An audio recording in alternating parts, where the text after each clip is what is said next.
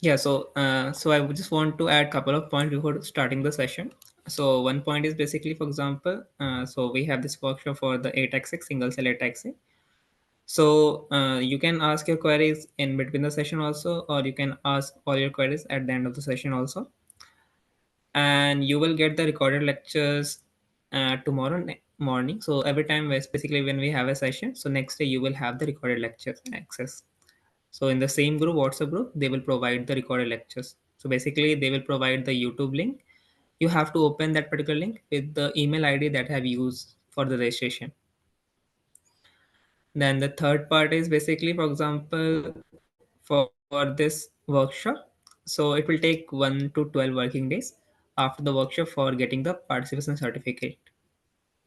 And the last point I would just want to add is, so after this entire workshop, we would like to request for the feedback either in the format of video, audio, or a text file. Anything is okay.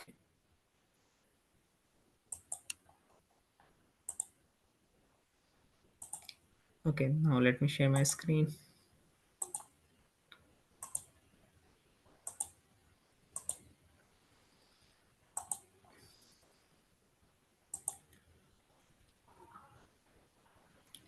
Yeah, so is my screen visible? Can you confirm?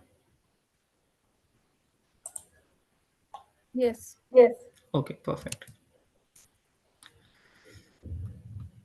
Okay, so we are going to start with the basic introduction, and then we will move for the ATAC. So what is NGS? So basically, NGS stands for Next Generation Sequencing. And if you see the central dogma for the biology part is basically we have a DNA. After, let's say, transcription, we will have the RNA, and then when we have a translation, then basically the RNA is converted into protein, and then we are going to check whenever we are doing the study for the phenotype that comes under the category of cellular phenotype. So this is basically the central dogma in with respect to molecular biology. Same thing if we implement in the field of genomics. So the study of DNA part comes under genomic field. Study of RNA or transcriptome is comes under the field of transcriptome study. Same thing, the study or the field for the protein part comes under the field of proteomics. Whenever we are dealing with any proteomics analysis, that comes under the category of proteome. And same thing when we are going to study the cellular phenotype, or basically the based on the phenotype, when we are going to do any kind of study, that comes under the category of cellular phenotype. So the traditional method for finding the sequence of unknown DNA fragment was basically the Sanger sequencing, and that was basically the time consuming. And if you have to do the sequence, or if you have to find the sequence of, let's say, entire genome, it is going to take a lot of time, and also it is going to charge a lot of costing. But the NGS part is basically, you can say, next generation sequencing. This is a method that is basically helping you to do massive parallel sequencing. It means I can find the sequence of unknown DNA fragments all together at a common time or the same time, or you can say simultaneously.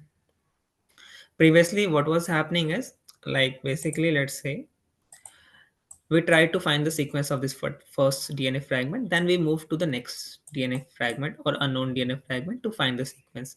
But nowadays we are using, or we are relying on the second generation sequencing, that is the next generation sequencing, where we can do massive parallel sequencing of various length of DNA or RNA sequences, and we can also find the sequence for the whole genome within a short period of time, and also we can save a lot of costing.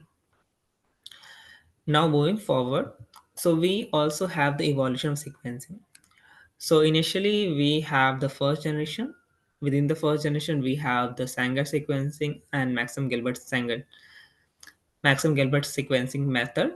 So in this case, what we have is, so basically we have the information. So we try to find the sequence of unknown DNA fragment. So the size we are handling in this particular category is 500 to 1K base pair fragments. The process is very slow and very expensive. Okay, so basically if you want to find the sequence of a bigger chunk of DNA, we can go with first generation also, but basically we have to find the sequence of unknown DNA one by one, and basically we have to pay a lot of money. Now we have the second generation, and within the second generation we also call them as the next generation sequencing. and within that we have a lot of sequencing instrument like 454, Roche, Alexa, Ion and Illumina. So we have different sequencing platform that is falling in the second generation category, which is basically doing or generating high throughput data. Basically they are generating a lot of reads. They are doing basically massive parallel sequencing, and the advantage is basically the category they are having is we can do the sequencing, and the size of the fragment we can deal is 50 to 500 base pair fragments, and basically having a high accuracy because we are generating a lot of copies for a read. So basically we have a high accuracy, and this process is faster and more affordable price. Okay, now the first generation and the second generation sequencing is basically falling in the category for short read. Means whenever I'm trying to deal with find the sequence of short read, I have a two option. Either I can go with first generation or second generation method to deal with short read sequencing. Whenever you have a bigger chunk of DNA, means more than 500 base pair or 1 kb length of a DNA. For that, if you want to do the sequencing, we have an option for long read sequencing. So this is the category that we also call as a third generation sequencing. And in this case, what options we have? So we have nanopore and PacBio instrument that is basically used for third generation sequencing. And in this case, we can handle the bigger chunk of DNA that is tens of kb fragments on average. The disadvantage is basically it is having a lot of errors and lower accuracy. Now, let's say, for example, why we need to use third generation. Let's say, for example, depending upon the requirement or experiment, let's say I need to find the long indels. So that I cannot do with the short read sequencing. For that purpose, I have to use the long read sequencing. So depending upon your question and experiment, you have to select which generation you need to use, and then you send your sample for sequencing for any of the instrument that you prefer, because each instrument has a different biology or the backend principle for finding the sequence of the reads. So this is the evolution of sequencing. We have first generation, second generation, third generation. These two are dealing with the short read sequencing. Third generation is basically dealing with long read sequencing. Now moving forward, now we are going to see the workflow for NGS. So let's say what we have in this particular workflow. So basically this entire workflow is divided into four steps. The first is basically extraction or sample collection. Then we have the library preparation. Then we need to send the sample for sequencing. And then we have the data analysis part. So what we are trying to do in this particular step is in the first step, basically we have to collect the genetic information. So let's say whatever the sample we have, we try to collect the genetic information. Means if you're handling the human data, we have to collect the genetic information from human sample. We can have mouse sample, any sample we have to collect the genetic information in the format of DNA or RNA. Now, one thing is dependent on what exactly you have to extract, that is dependent on the question or the project requirement. Let's say if someone is doing the DNA they want to study the DNA variant. For example, they want to do DNA sequencing, they want to go for variant analysis. So for that part, the input should be DNA. So they are going to isolate the DNA as genetic material and follow the entire process, and then they can go for workflow or the pipeline for variant calling. Let's say someone is interested for the gene expression pattern. I want to do the gene expression pattern. I want to compare the gene expression pattern between two groups. Let's say treated versus control. For that purpose, the input should be mRNA. So we are going to basically isolate the RNA so that we will get to have an idea. So what is the expression? So how many genes transcript we have for that particular gene, that will give me an idea of the expression profile that is happening within the sample. So for that purpose, we are going to have RNA. We can isolate DNA, RNA both based on the project. For example, both are required for because we are going to do two different analysis at the same time from the same sample. So we can isolate both. So that is the part. So basically, we have to collect the genetic information from the sample.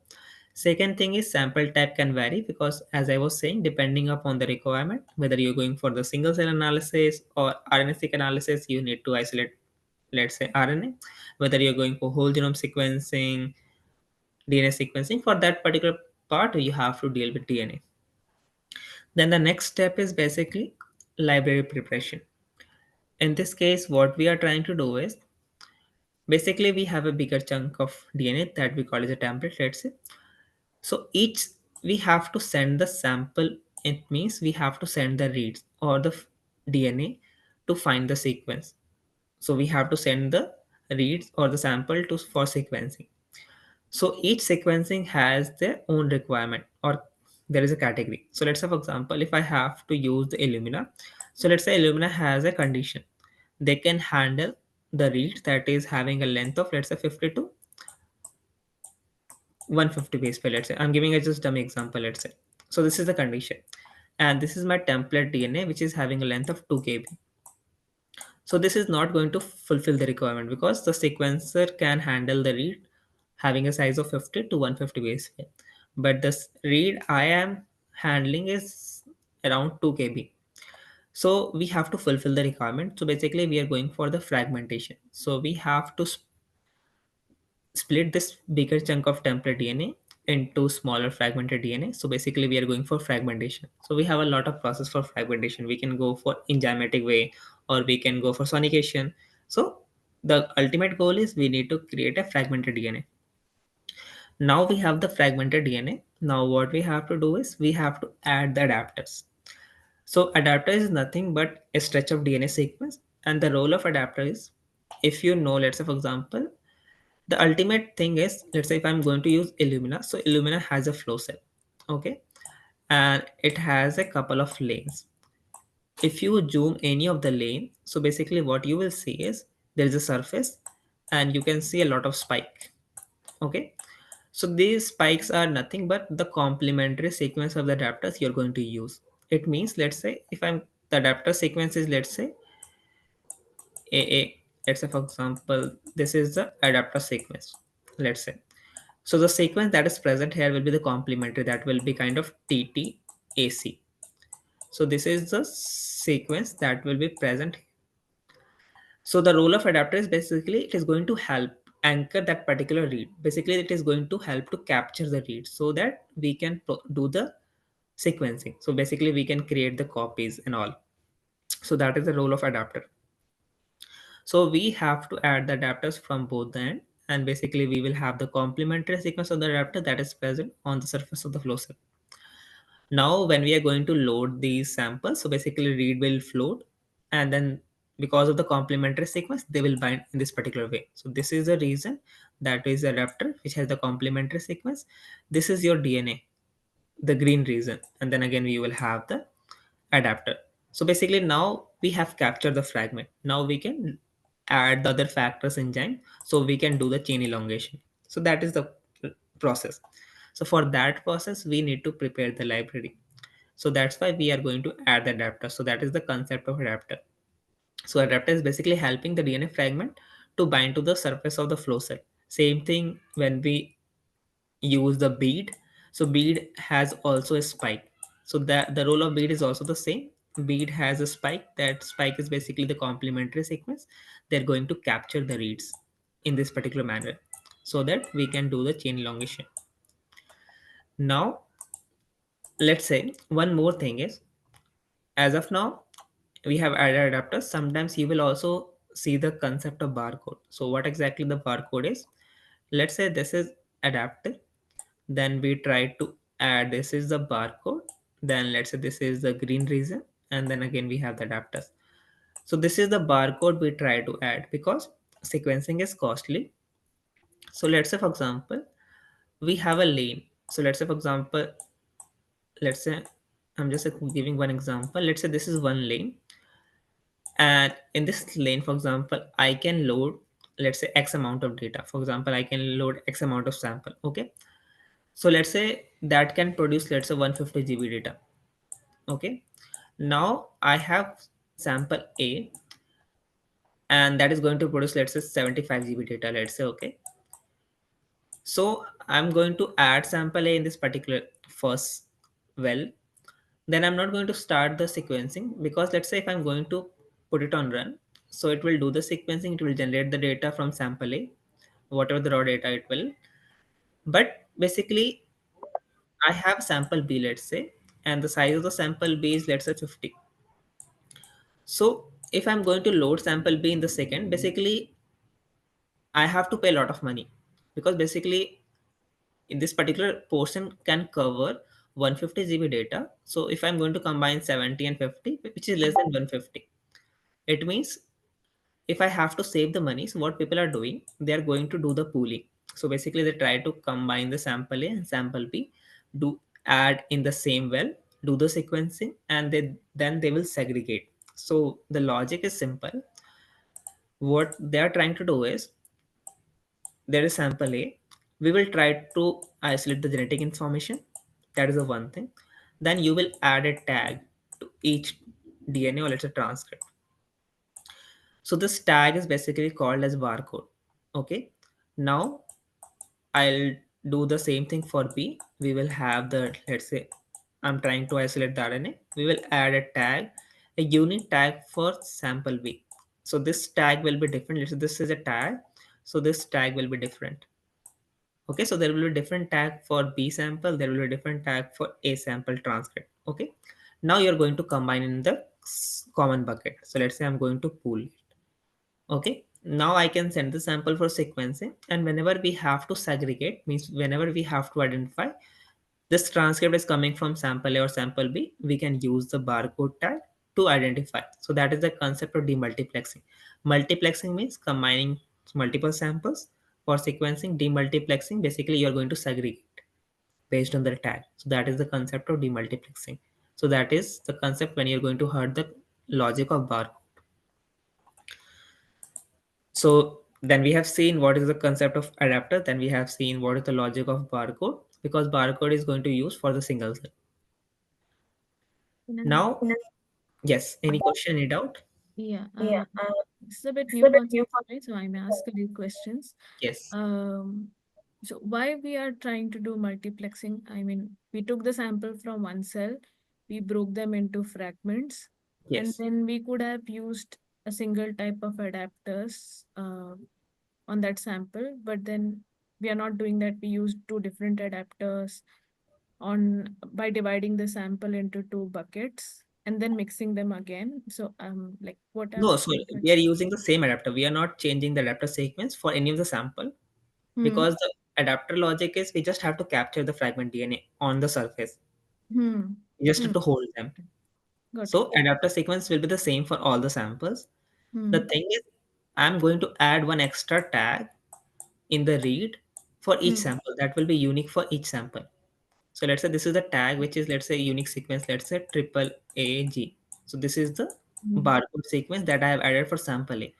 For sample B, I'm going to add, let's say, 8 TTC. This is the tag I'm going to add for sample B. So this is a tag for sample A. This is a tag for sample B. Why we are adding barcode? Because I want to save money.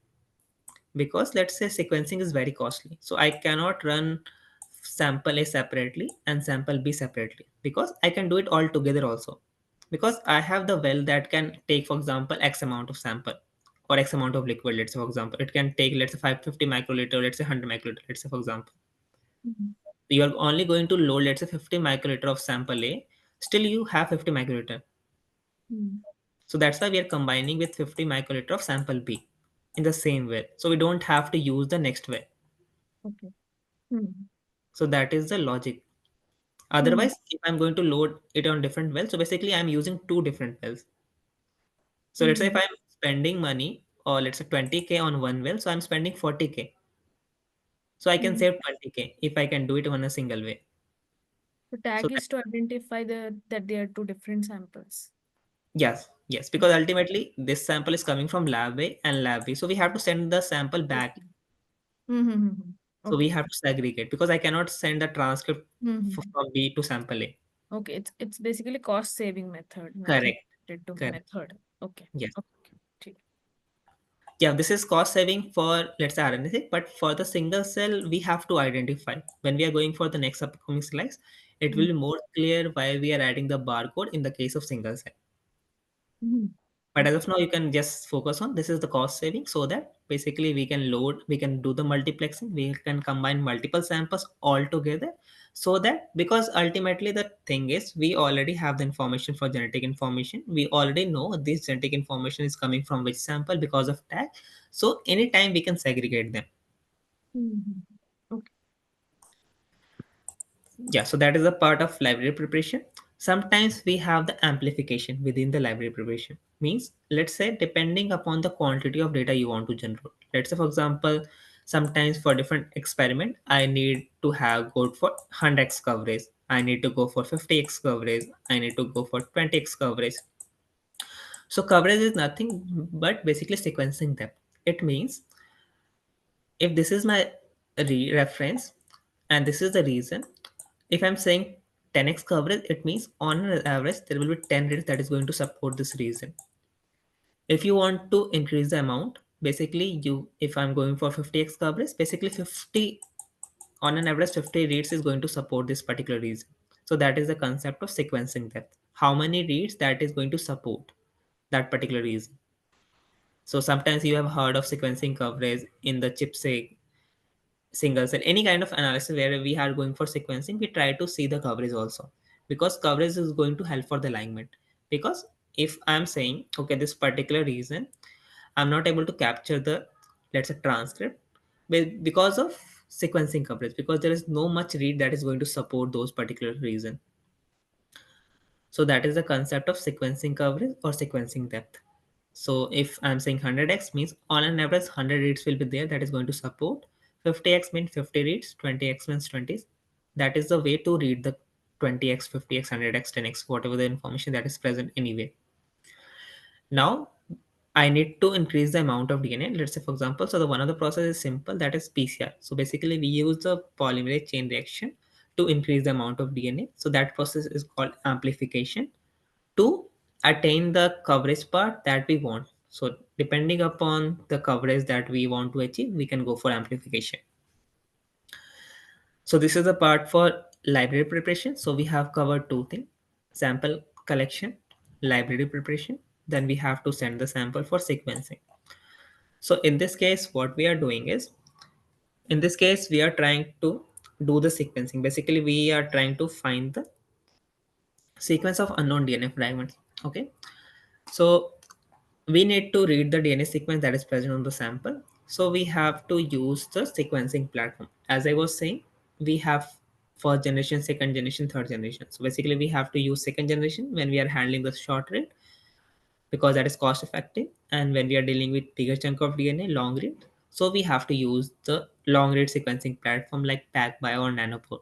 But for short read, we can use Illumina, Roche, kind of sequencer. Okay, so now basically let's say if I'm going to use Illumina, so I have to send the sample for sequencing to and use the Illumina platform, and they will do the sequencing, means they will find the sequence of unknown DNA fragments and they're going to generate the data, and that data we have to handle. So this is the part of sequencing. The last step is data analysis. Now, each sequencer is going to generate the data in the format of FASTQ, that is the raw data that you're going to encounter with. So, whenever you're going to send your sample for sequencing, let's say you are doing, let's say, PhD, or you are doing some experiment, so you have your own sample you're going to prepare. Then you're going to send your sample to someone else, either to the company or either to any other lab who is doing sequencing. So they are going to done the sequencing, and ultimately the data they're going to send is basically the FASTQ file and couple of additional information. So the first raw data that you're going to always encounter is the FASTQ file. You need to process this FASTQ file depending upon the analysis and the question that you have. So let's say FASTQ we need to convert to the BAM file, that is basically alignment. And from alignment, we have to follow different path for different analysis. Let's say if I have to do variant analysis, I'm going for the variant calling pathway. If I have to do, let's say, gene expression analysis, I have to basically generate the count matrix and do the analysis. If I have to do the chip-seq, the pathway is different. So the analysis workflow will be different for different analysis.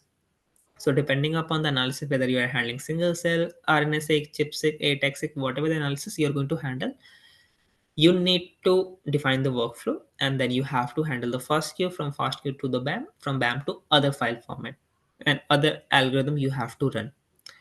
One thing that is very important is fast queue is the raw data. If I just explain quickly the structure of fast queue, so with this fast queue is basically containing the reads. So these fragmented DNA, we call them as a read. So whenever you heard a term like fragmented DNA or reads, that is the same thing. So this, we have a read. So let's say for example, in this case we have four reads, for let's say for example. So these four reads information will be present in the fast queue as a record. So basically this is a fast queue file. We will have record 1, record 2, record 3, record 4. So this record basically containing, so this is a 4 line record. First line will have the information for the header, then we will have the sequence, then we will have the plus operator, then we will have the quality score for each nucleotide. If you're going to open any of the FASTQ file, you will encounter with this particular format. So you will have four records, and basically you will have four sequence for each read that we have, that is present as a raw data. And then you have to go for alignment. Sometimes from couple of sequences, the file format you're going to encounter is the BCL, that we call as a binary base call file. So this file is non-human readable file format, because FASTQ file is human readable file format, means you can open this file in any text editor, but you cannot open and see the content of BCL file with a normal text editor, because this file is a binary file which has a characters that you cannot understand. So you have to convert BCL to FASTQ so that you can start your analysis. So there is a free software that is a BCL to FASTQ conversion, that is Illumina free software, that you can use to convert BCL file to FASTQ so that you can start your analysis. So whenever you're going to encounter with BCL file format that has the same information that is present in the FASTQ, the only difference is that file is in the format of binary file. You need to convert the BCL file to the FASTQ file so that you can start the analysis part. So this is the point I want to add. Um, Before you proceed, Yes, so the adapters that were made, it's not necessary that I mean we are trying to sequence a fragment where we don't know what is the sequence. So correct. so is it? I mean, what are the like? Will the adapters go and attach to all the fragments that is present in the sample? Yes. Um, but the adapters like are are prepared based on what information? We don't know the sequence. So So this is end ligation. So basically, for example, you're going to add adapter in more quantity, so there will be end ligation kind of structure. they don't need to be complementary to the No, fragment. no, no, no, no.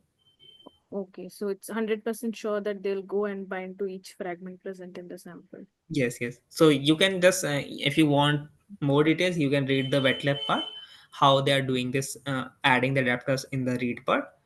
So Hmm. basically, that is what, like, we are going to add adapters. We are going to have the reads, and basically end ligation will happen end to end. That is going to attach. So we are Hmm. not using, let's say, any of the reason for the reads and mapping. Okay, this is the reason that is overlapping, so this will bind. Hmm. So we are Hmm. not doing the hybridization kind of thing. Hmm. Okay. And why we have two kind of outputs like BCL and fast queue?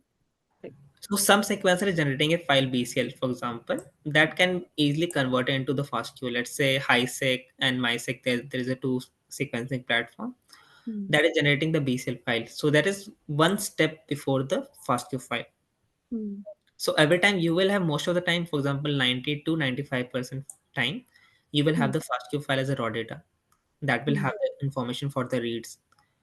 But there is only Hmm. two or three sequences that is going to generate the data in the format of BCL. That is also the same information that is also containing the record, but that is in the format of binary. That is kind of some character, let's say hashtag, uh, dollar symbol, whatever the character information that is there. So you cannot collect the information. For example, same thing. If you have the BAM files, if you're going to open the BAM files in the normal text editor, you will see this kind of structure. So we need to use some tools, that is the SAM tools, to collect the information. Same way, BCL file we cannot handle, means we cannot use and see the content. If you want to process, you need to convert to FastQ. So there is a BCL to FastQ tool that is by Illumina. Fast, yeah. Fast queue is nothing but it has read the fragments and has randomly placed it one beside the other. Correct. So whatever the reads you have, that is going to. So let's say in my samples I have 50 reads. So all the 50 reads will be there as a record in the FastQ file. Now, how is it identifying that what was the original sequence? What So was that, beside one another? so if you see, let's say the logic is simple. Let's say for example, let's say this is a bead and this is the let's say spike or complementary sequence. Now this is adapted. Now we have the DNA. That is the thing we have to find the sequence. So what exactly I'm going to do is one by one I'm going to add the DNTPs. Okay, let's say the sequence is ATTC. Let's say for example that is the DNA sequence. As of now we are not aware. Let's say for example we have to find it. So I'm going to add the fluorescent tag DNTPs. So let's say I'm going to add C. So C is not a complementary of A. So there will be no hybridization. So we are not going to get any of the signal. Then we are going to add T. There is a T because there is a T that is going to add because there is a complementary of A. So we are going to get a signal. So we will get, okay, so T has added. It means the complementary sequence has A. Same thing you have to do one by one. So that is the process to find the sequence of unknown DNA fragment. So that is the biology of back. Yeah. Yeah.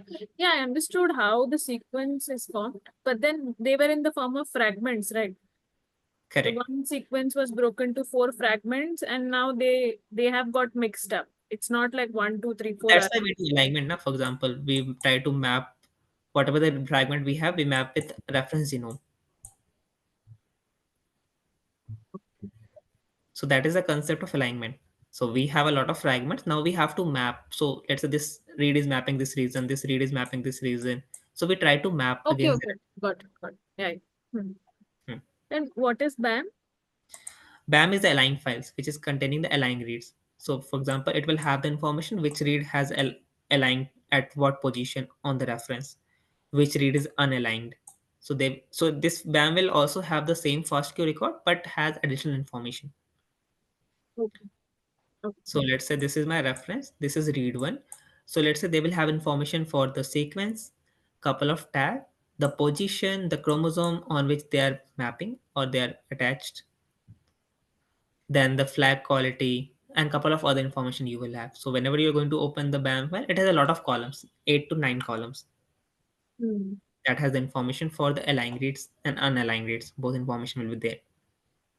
So this is the file that is getting generated after alignment, Okay. and this is the raw data. Hmm. Okay. Got it.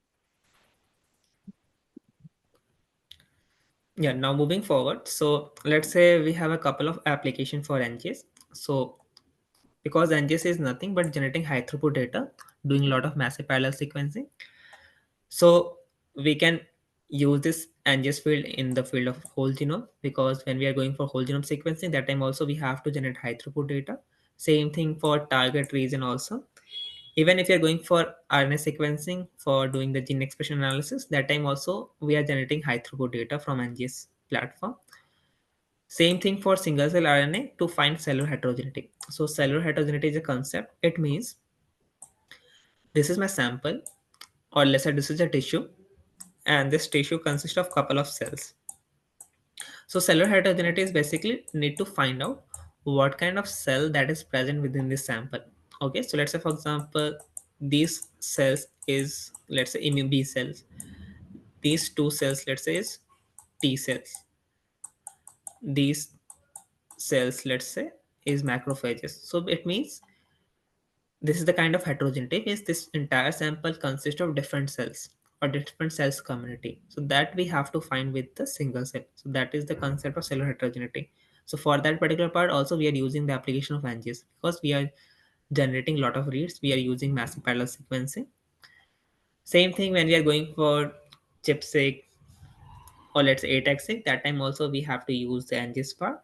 Also we are going to study for, let's say, cancer data, let's say comparing cancer with the normal data, or also we are going for human microbiome study. Means whenever we are going for any kind of environmental sample study that comes under the field of metagenomics, let's say water sample, soil sample, when we are doing the study for gut microbiome. So whenever we try to find the microbial diversities that is associated with the metagenomics, so there also we are generating high throughput data. Basically, that case we are dealing with 16S ribosomal RNA, but we are using the NGS to find the sequence and all. So that is the concept. Now moving forward, so this is the slide which I want to highlight and focus, so that it will be clear what is the different technology, how these technologies are different, and why we need to use different technology for which purpose. Okay, starting with bulk RNA-seq. So let's say try to give an a simple example is I'm going to prepare a juice and I'm going to add a lot of fruits. Let's say in this particular juice, I have added, let's say, avocado, orange, strawberry, pineapple, banana, and all. I have added strawberry in more quantity compared with the rest of the fruits. Okay. Now I'm going to ask two questions. Could you please tell me, like, entire juice is made up of which fruit? That is the one thing. Second thing, the quantity I have added. Let's say I have added two banana or three banana. I have added 10 strawberry or 50 strawberry, so it's very hard to tell. You're just going to provide the information. Let's say you're going to say the juice is made up of strawberry only, because you are getting the rest of strawberry because I have added a lot of quantity. So strawberry is acting a dominant character against the rest of the fruit or factors. Same thing is happening is when we have a tissue. So tissue is made up of cells. So cell is the basic unit of life. So this entire tissue, let's say you can have any tissue, you can have brain tissue, breast cancer data if you're handling this. So this will be breast tissue. Same thing if you're handling any of the data, let's say pancreas, liver. So you are basically taking the tissue samples. Then we are trying to isolate the genetic information. So this entire tissue sample consists of a lot of cells. So basically we are rupturing the entire tissue and we are isolating all the genetic information.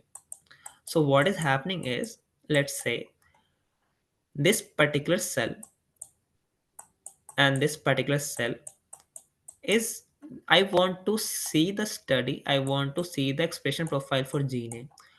So we cannot say this cell was producing the transcript for gene A or this cell was producing the transcript for gene A, because this is giving an idea for the bulk. Means they are going to just provide, okay, if I'm getting the transcript for gene A, it means this sample showing the expression profile for gene A. But you cannot say at a level of cell which cell has the expression for gene A, because there is might be chance. Let's say I have a 10 cells, only two cells was producing the transcript for gene A, rest of the 8 cell the value was 0.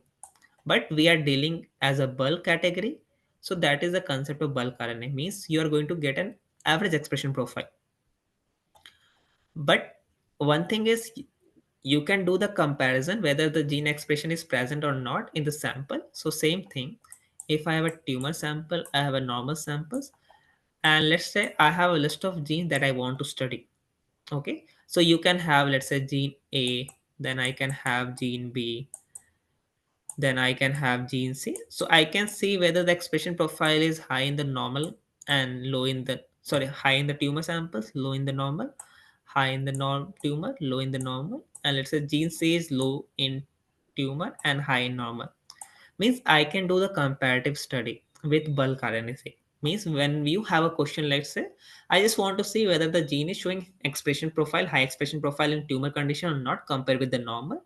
So you can simply go with bulk RNA. So you can select the bulk RNA experiment and go for the study, and you can figure out, okay, whether the gene is showing expression or not. That is the one thing you will collect. Second thing is whether they are showing high expression in tumor condition compared with the normal, or whether they are showing high expression in the normal condition compared with the tumor. So this is the differential expression analysis you will collect from bulk RNA.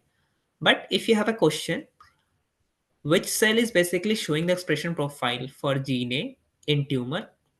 So this question you cannot solve with bulk RNA. So for that part, you have to move to single cell. So that is the disadvantage of bulk RNA. Bulk RNA can do the comparative analysis that will give on an average expression profile. Now dealing with single cell is, what we are doing in single cell is the tissue we were dealing with, which has a lot of cells, let's say. So we first try to isolate each single cell. Okay. Now we are isolating the transcript from each cell and then adding a tail. Let's say, for example, in the previous case, I was rupturing the tissue and have all the transcript in the solution. But in this case, basically, we will have a wild droplet. Within that, we will have this cell and we have a lot of other factors. Okay. Now the cell will rupture, the genetic information will come out, and then we are going to process the rest of the process. Okay. We are going to add the tag and everything. Okay. So each cell will have a tag. so that I can identify this is cell 1, cell 2, cell 3, like that. Okay. And we can also say, okay, the transcript that we have collected, that is coming from cell 1, cell 2, cell 3. Okay, so we are going to add a tag for each cell. So we are going to add a barcode for each cell, and then also we are going to have a tag for transcript, so to figure out or to basically track the transcript is coming from which cell. So this is the kind of identity proof. So let's say we are using our own identity proof as an Aadhaar card. So each Aadhaar card is unique. So we can figure out, okay, this is the Aadhaar card which belongs to X person. Same thing, we are trying to do the tracking. Okay, the transcript. So who is this family? So let's say this is a child. So I have to find out their family. So we have to track based on the tag. Okay, this is coming from cell 1. So this is the kind of tagging with the logic of barcode concept in the single cell. Now we have the transcript information for each cell. So I can simply say, this time not saying, okay, entire sample has the expression for gene A. I can say cell 1, cell 2 has the expression for gene A, and the rest of the cells do not have the expression for gene A. Means now you can study the expression profile at a single cell level. Means you can say whether the expression is there or not within a single cell level. That is the one thing we can find with single cell. Second thing is, this is the tissue which is made up of a lot of cells.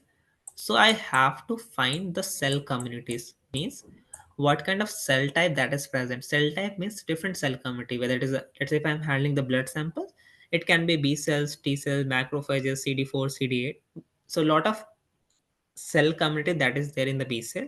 So we have to figure out the sample I have, what kind of cells that is present. If you're handling, let's say for example, cancer data, you will have the stroma cells, let's say cancer cells, then you will have immune cells. So this heterogeneity we have to figure out. So if I'm going for single cell analysis, ultimately we will have a clusters, so that we will get to know in this particular clusters there were four different type of cell community. One was B cell, one was T cell, one was macrophages, one was, let's say, CD4. So we have collected these information after doing single cell analysis. So whenever you have the question like, what is the cellular heterogeneity, what is the sample I have taken, what is the different cell type that is present within the sample, if you have this kind of question, or if you want to see the expression profile at a single cell level, you have to select this particular technology. But one disadvantage is basically we are isolating each cell, but we are not keeping their coordinate position. Means let's say this is cell, so we don't know this cell is coming from this region or this region. Okay, we know this is single cell, but we don't know the exact location from where this cell is coming from, whether it is coming from periphery, whether it is coming from center. So we are losing the coordinate in the single cell experiment. So whenever I have a question like, I need to see where exactly the tumor cell is present.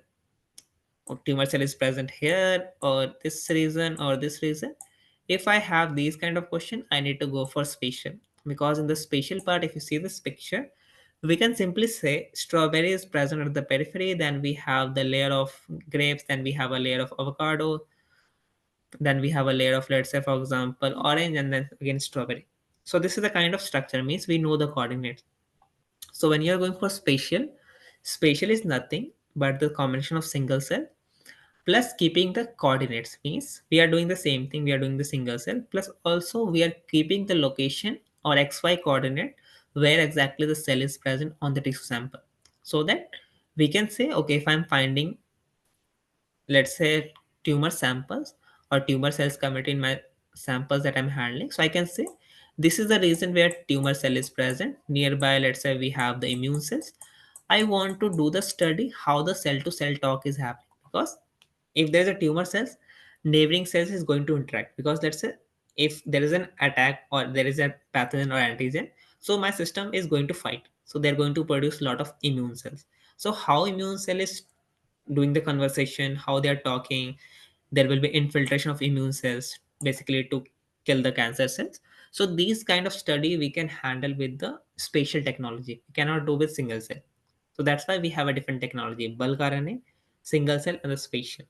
So with bulk RNA you will get an average expression profile, With single Hmm. cell, basically you will have a single cell expression profile, and the spatials doing the single cell plus keeping the spatial location.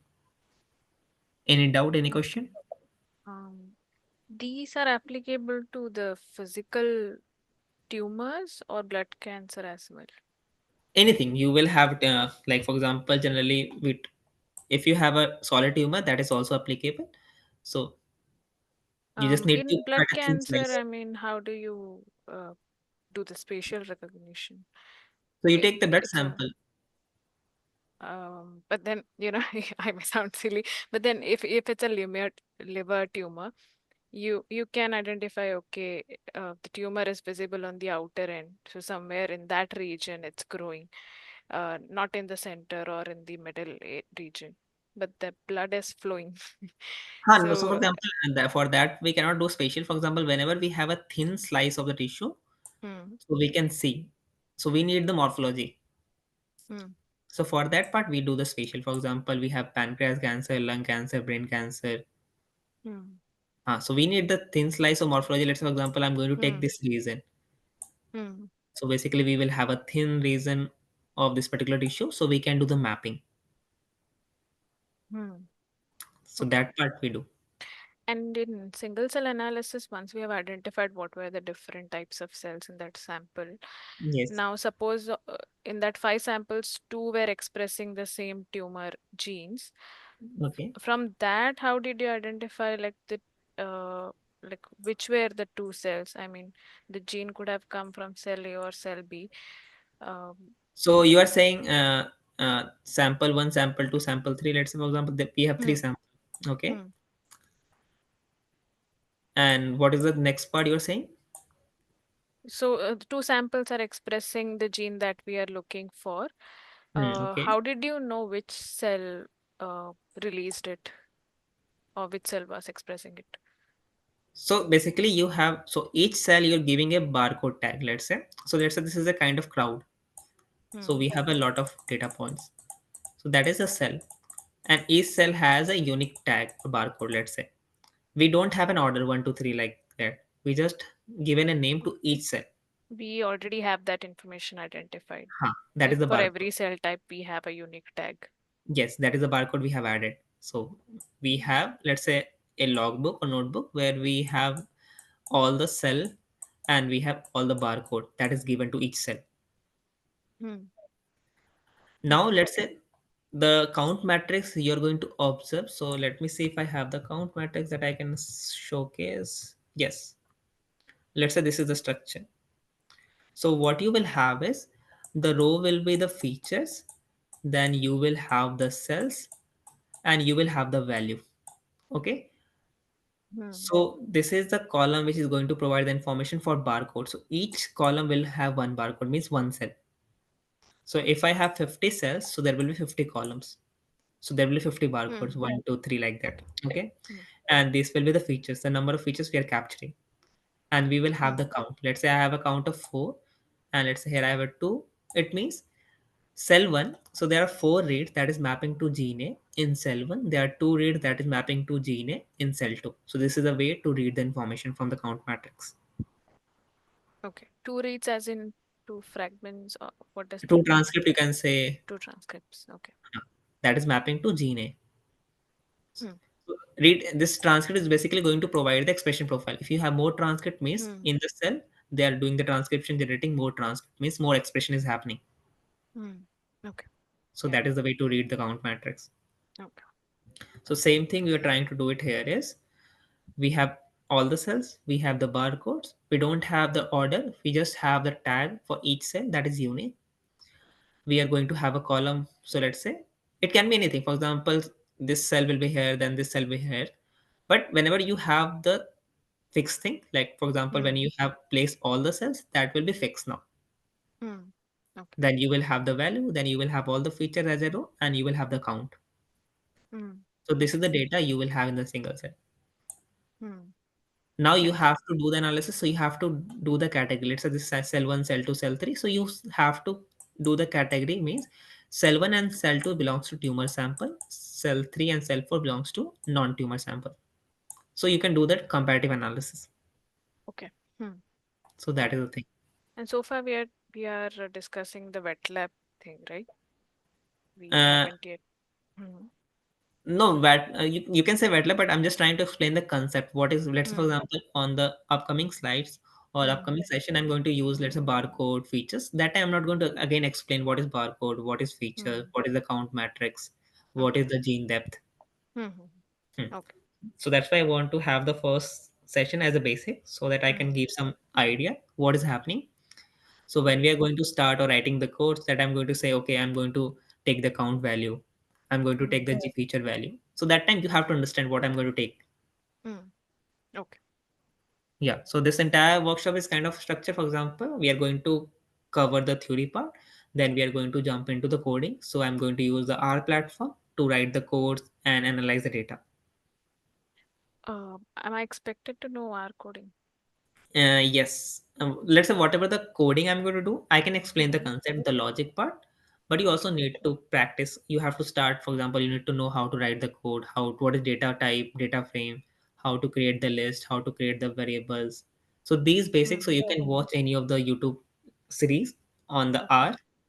You Hmm. need to also watch some series on the Linux command. If you're not aware of Linux, then Hmm. because let's say if you just watch the recorded lectures, you're not going to practice it, it is not going to help you. Hmm. So you Okay. have to practice Linux command line and R. Then only you can handle any kind of data. As of now, let's say, for Okay. example, you're going to handle ATAC-Seq. In future, you're going to handle RNA-seq single cell. There also you need to do coding. Hmm. So you have Okay. to practice Linux command line, cell Um. scripting, and one Hmm. coding. Could you suggest some videos that I should watch before I come for the art lecture? Okay, sure. Okay. Thank you. Yeah, I can provide. Yeah, so this is the last slide I want to cover. That is the ATAC-Seq part. So what exactly in the ATAC-Seq is? So this is the structure of compactness, like how the packaging is happening in our system. So we have thing basically we have the DNA, then more compact structures. Basically, we have the nucleosome that is around that is basically rolling around the histone protein. So we have a structure that we call as a closed chromatin and open chromatin. It means if the chromatin structure is tightly packed or nucleosome is placed nearby, it means they are tightly packed. If they are free, it means open chromatin. So why this is logic is we are going to use because if I have, let's say this is a gene, if I have to do the transcription, if so there is a enzyme and other factors, they have to come and bind and start the transcription process. So they need some space to sit and start the process. If this is the condition, so that your enzyme will not able to, let's say, do the transcription and all. So they need the open chromatin structure. So in our system, basically we have on and off switch kind of situation, because let's say depending upon how much we have to generate the transcript, how much we have to generate any of the expression profile, or what is the requirement, or how much protein we need. So basically we have a change in conformation from open to close, close to open. So whenever we have a open, so basically we can have the transcription. Whenever we have the closed structure, we cannot have the transcription process. So we want to see, so basically we want to validate, for example, how many transcript we are getting, or whether, let's say I'm studying gene A, so I just want to see whether gene A is accessible or not. If we are getting a count, it means gene A is accessible. We are getting the expression profile. So how to do this study? Basically, we are going to extract that particular region. Basically, I'm going to add an enzyme that is going to make a cut when they are going to find open regions. Okay. And after having this part, so basically we have a scenario where we have this DNA is rolled around the histone protein. We will have this where we will have just DNA fragments. So we just isolate these DNA fragments and then go for sequencing. So this will help you to figure out which region was accessible or was in the position of open chromatin. And let's say if I'm getting the count, it means gene A was in the region for open chromatin. If I'm getting gene B count 0, it means the gene B DNA was wrapped around the nucleosome. That's why it was not open or accessible. So we are not able to capture, or we don't have the read part in the sample, because transpose enzyme was not able to cut that particular region or DNA segment into the solution. So that is the concept of ataxia. So we try to deal with the open chromatin. So basically we have to verify. So what, let's say whatever the things you're going to do in single cell or RNA-seq part, you're just saying, okay, I have the expression profile for gene A. If you want to validate, we try to go with ATAC-Seq. So ATAC-Seq is going to validate whether the we are able to access the gene A region. If yes, that means the gene A can do the transcription and all. Okay. So, like, the researchers use this concept to understand whether a particular gene was expressing itself when the cancer Correct. came into picture. Okay. Correct. Okay. And if it's not expressing, means this gene was not active, so it's not involved in. Correct. It Uh, was in close okay. chromatin structure. Okay. Okay. Yeah. Yeah. Yeah. So any question, any doubt from any of the previous slides? No. Okay. So tomorrow we are going to start with, let's say, for example, couple of application and the workflow. Like what is the entire workflow? So basically the workflow we are always going to start with is the count matrix. There is two workflow, that is the pre-processing and the post one. So we are going to start with post one because the pre-processing is doing the alignment and all. So this is time consuming and requires, let's say, RAM on strong computational power. We cannot do, for example, alignment on a personal laptop, or let's say a laptop having a 4 GB RAM, or let's say 8 GB RAM, because you need more RAM, because single FASTQ file size is around 5 GB, 6 GB. So if you're Mm-hmm. handling, let's say, 5 samples, so it will be 5 into 5, let's say 25 GB of data. So doing Mm-hmm. alignment, running the algorithm is not easy. So basically, if you download any data from the databases, always you will encounter with the count matrix. You will not get the FASTQ file or raw data file. So all people try to upload the process data, that is the count matrix. So this entire analysis also, I'm going to download one count matrix data from the database. I'll explain the database from where you can get the data so that you can also download, and then we are going to start this process. I'll explain this process as a slide, what exactly we have to do, what are the tools that is available that we can use, and also the concept. What is the peak annotation? What is the quality control? How we are doing the alignment? What is streaming? What is demultiplexing? I'm going to explain these concepts, but in the analysis part, in the coding part, we're going to start from here. Mm-hmm. Okay. Yeah. In the SC attack, SC is I think single cell. Yes, What is single cell. attack? ATAC-Seq is basically accessible. So let's say, for example, SF for transposes accessible chromatin with sequencing. So Accessible we transport. Okay. so we are basically trying to access the chromatin region Transposable. using this particular enzyme to Mm-hmm. figure out which region is accessible, which region is not accessible.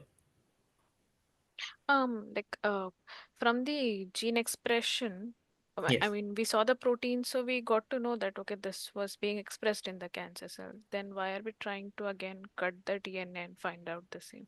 So let's say, for example, sometimes, for example, when you're going for, let's say, RNA-seq and all, so sometimes we are not able to capture it. So let's say because of sequencing coverage, or let's say we are not able to capture or generate a lot of reads that is going to support those reasons. So this is the kind of validation. So for example, Okay. ATAC-seq is kind of validation. For example, if you're getting a list of gene Hmm. that is saying, okay, this they are showing expression profile in tumor condition. If you want to Hmm. validate, Okay. so this is the kind Okay. of validation step. Okay. Okay. Got it. Yeah. Yeah. Any other doubt? Any other question? No. Okay, then we will meet again on the same timing tomorrow. The only thing is, yeah, okay, I'll update for the Thursday part because generally I have a Thursday client meeting Hmm.